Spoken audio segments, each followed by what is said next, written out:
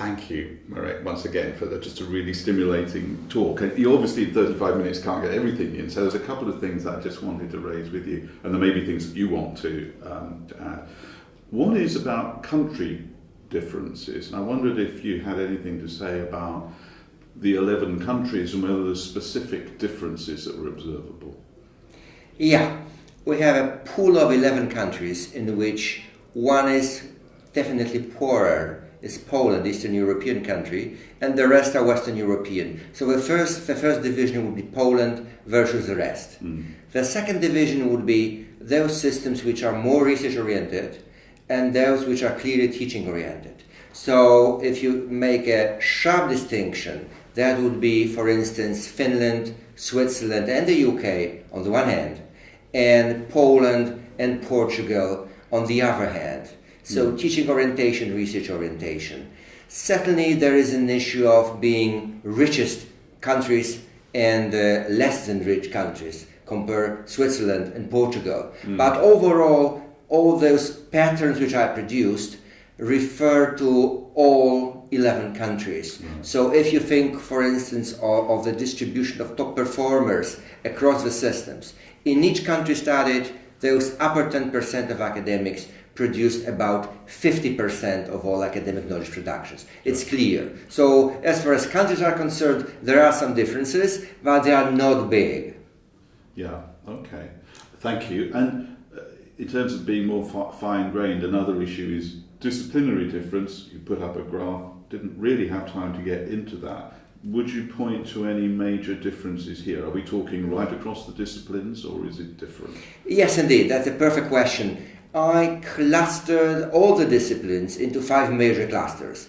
And I would say humanities and partly social sciences stand apart. So most of the patterns, if you look at the working time distribution, research or academic orientation, teaching and research, the major patterns refer to those non-humanities and no social sciences disciplines. So if you wanted a sharp distinction, that would be between social science and the humanities and the rest.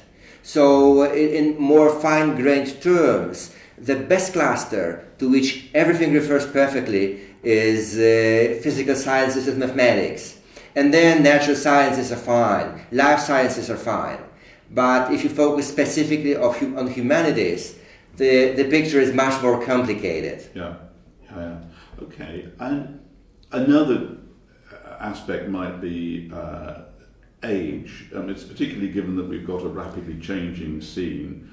Are there lessons to be learned about the conditions for people in their over 40 as opposed to under 40? Is it a different world for them? I would say there is a different world, and academics under 40 compared with older academics in some countries are like different species. I never mentioned it in the lecture, but I studied in detail academics under 40, research involved in the university sector across 6 opposed systems. So on the one hand there would be the UK, Switzerland and Finland, and on the other hand there would be countries like Poland, Portugal and Ireland. And immediately I would say the first 3 countries are more research oriented and the second 3 countries are more teaching oriented. But what is striking really is the way that academics under 40 form a different cluster of academics. So in those research oriented countries, young academics under 40 spend up to 30 hours per week in research, compared with 14, 15 hours per week in countries like Poland and Portugal and Ireland. So you have different classes which differ cross-nationally, but they also differ intranationally. So you have an opposition between academics under 40 and older academics. Think of the UK or think of Switzerland. What academics under 40 are doing in terms of teaching research is a world apart from older academics, and especially those in the 50s are doing at the moment. It's like different worlds, which I would say is leading to a lot of tensions which are finally covered by productivity. So you can see the big difference in productivity. Finally, the older are more productive, but there are tensions inside and below, which we are not even aware of. If you compare young academics in those, especially in those three countries, they are enormously research-oriented. I call them hardcore academics, hardcore researchers, 50-60% research-oriented.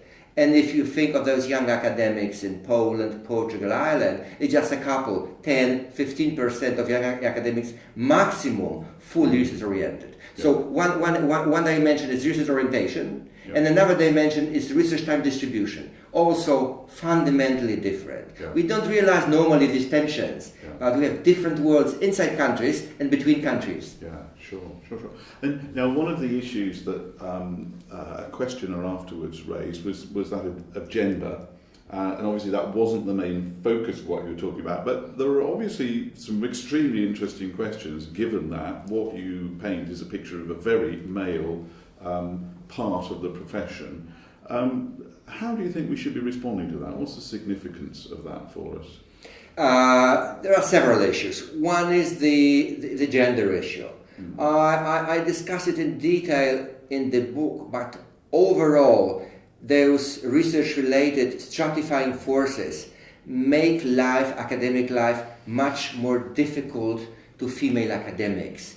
So we are somehow coming back, and there is a threat of going back to times where it was much more difficult for female academics than for male academics. Why? Because, as I mentioned, the major stratifying force is research, and even more so, internationally collaborative research, which involves a lot of time, which involves a lot of traveling, and is somehow related to consuming all your time, basically, which is always difficult for women in academia for a number of reasons which we are fully aware of. So we are coming back to the situation in which female academics have much more difficult time than before, because we measure productivity, we measure top type of productivity, say the upper 10% of publications in Scopus, or the upper 10% of citations in Scopus, and then we need close international collaboration, including a lot of traveling, which is always difficult for female academics. So the gender agenda, I would say, come back. It comes back as an issue. And now another agenda, which is in a natural way difficult, is the community engagement agenda, is the inclusive education and teaching agenda, because there is a huge collision, because those forces which currently tear apart the academic profession, which are research related, internationalization related, and those other forces linked to massification, owing to which we need more students, we need more time spent with students, with different students, new students. And from a gender perspective, we know it, and especially we know it from the UK data, that female academics are much more teaching involved. They spend much more time on teaching related activities and much less time on research related activities, because this is the structure of our higher education systems, and this is important agenda, at least to be aware of, if not to find solutions, because it's threatening to the some type of balance in our system, including gender balance.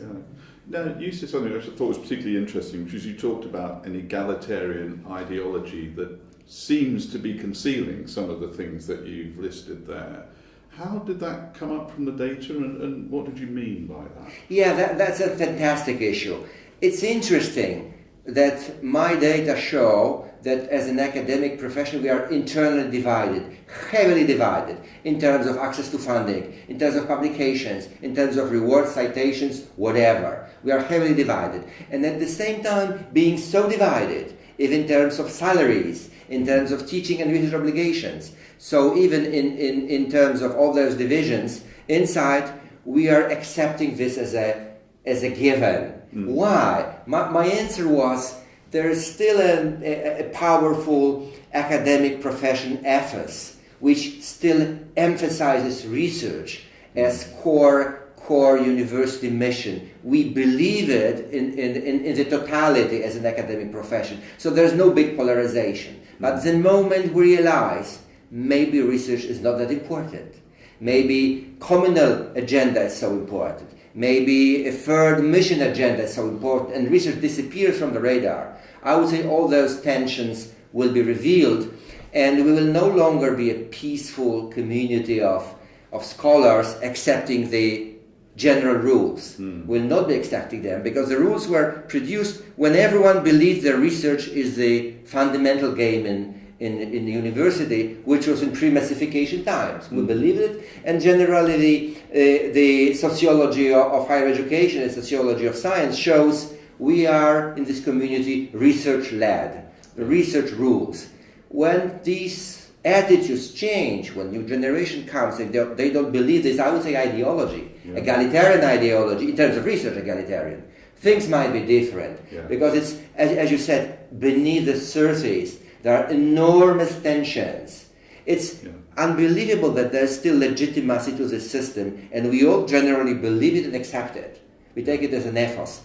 But as I said, nothing is guaranteed. If people think differently as academics, everything may be different. Yeah, interesting now. And so, given that, what advice would you give to a young academic in their 30s in the light of the picture that your research has revealed? If you were an academic in your 30s now, thinking about that's a fantastic issue. That's a fantastic issue. What I would suggest, I believe the answer needs to be country sensitive.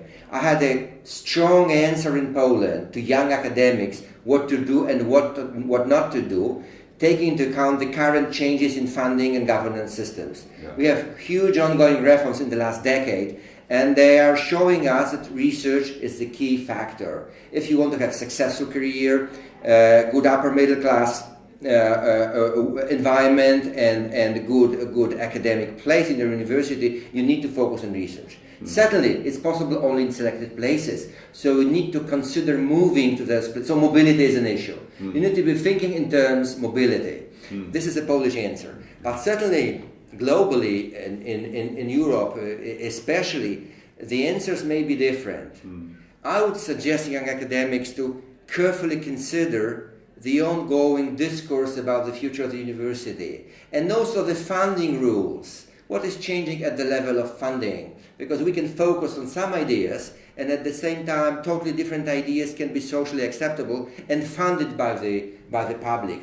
So I would suggest to be listening to the outside environment, including austerity issues, including public sector issues. Think what I, as an academic, should or should not be doing. But at the moment, it is clear that the rules are simple.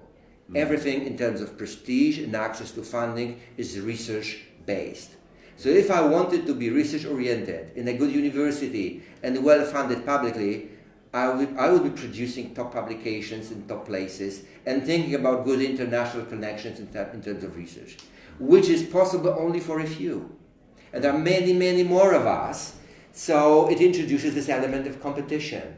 I can't see the system developing further without competition, because research can be funded only for selected people in selected places generally. It's too many of us, and the needs are too big. Some of us may want to be performers in research. Some of us may not want to be. So the answer, I would say, is always individual. What I want to do, but also what is my capabilities.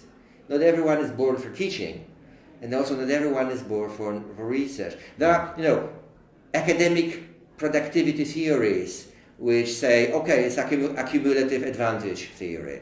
It's God's spark theory, which says innately we are born to be different. There are several theories. We need to think about our future, I would say, somehow individually. It's a big issue what I want to do, where I want to work. Also mobility is an issue. Do I want to go to different university where there will be much more research to be done, much more prestige, but also a lot of work? It differs even from gender to gender, from person to person. Anyway, there's a lot of tensions around, of which we are generally not even aware. That leads me on to the last question I had before I ask you if there's anything you wanted to add, which is, where does this research go from here? What are the important areas that you think you need to move into beyond what you've done? Oh, it's a fantastic issue. The biggest problem, if I may say so, and I maybe shouldn't be saying this, the biggest issue is productivity data in all those studies. We know that self-reported productivity is not really reliable. So the major issue is how to have these server-related data, feelings, perceptions, attitudes, behaviors, blah, blah, blah, blah, blah, related to real productivity data, which can only come from Scopus or Web of Science or large-scale data sets. Yeah. So for me, the challenge is how to combine people, real academics, with surveys, with, I would say, reliable, 100% good data, so that nobody is asking those questions, rat questions about, okay, what type of publications you are talking about? Is it Scopus upper 10% or Scopus lowest quartile? So I would say the combination of data and the combination of data sets is the future in this area. Right. It's very difficult to achieve. Nobody did it at the moment. You are talking about millions of publications and millions of citations correlated with real people, thousands of them. Yeah. That's my challenge at the moment. Yeah. And that's what I'm trying to be doing. But again, it takes time. The previous research took me 5 years. Yeah. I hope this type of research will be shorter to complete, but still it's the hell of challenge. Right, you're not short of things to do for the future, but now, is there anything that you think you wanted to say a little bit more about, having just gone through the talk? Is there anything that didn't come out fully? Yeah, I think the issue which should be more stressed are the policy implications. I was focusing mostly on implications at the individual level. What to do, what not to do, etc., etc. Because my major concept in mind is the attractiveness of academic career, or the attractiveness of academic workplace in the last 20 years. But still, we have institutions and we have countries. We even have Europe. So policy implications are much wider. If we want to have systems which are competitive in research, in some countries we probably need a concentration of research in some institutional types. In other countries it works if research is everywhere. But these issues, these policy issues at the level of nations need to be considered in a national context. So I would never dare to provide policy support or policy advice at the European level. I would say I know what works in Poland and why it works. So I suggested, and it is followed right now, a large-scale reform program, which is research-based, which is focused on evaluation of individual research achievements, which is leading to a highly stratified academic profession. Because Poland was disregarding research for decades. But in countries like the UK or Switzerland or Finland, strongly research-oriented, policy advice will be absolutely different. How to manage these tensions, which you can see around. It's not about productivity. I would say it's more about tensions and about attractiveness. If everyone is depressed in the system cannot be productive in the long run, and it cannot be competitive in the long run. So I would say all those big policy issues are country sensitive. But anyway, I always prefer to refer and to suggest something to generations of academics, especially young academics, than to systems and institutions and countries. Even though I'm certainly advising my university, I'm advising my Polish ministry, I did reforms in many countries, but the hot topic is to talk to young academics, to make them remember that their future belongs to them somehow. If they make too many mistakes while young, having this accumulative disadvantage processes, it's too late to go back to some routes. It's just too late. So my role will be advising young academics much more than advising, European higher education systems or something like this. Well, I really appreciated that focus, that it was about the effects on real people. Thank you so much. Okay. Well, look, I think we've exceeded our 10 minutes, so I'd better just say thank you very much, not just for your answers to these questions. It was my pleasure, Paul. Thank you talking to you. Thank you, Marek.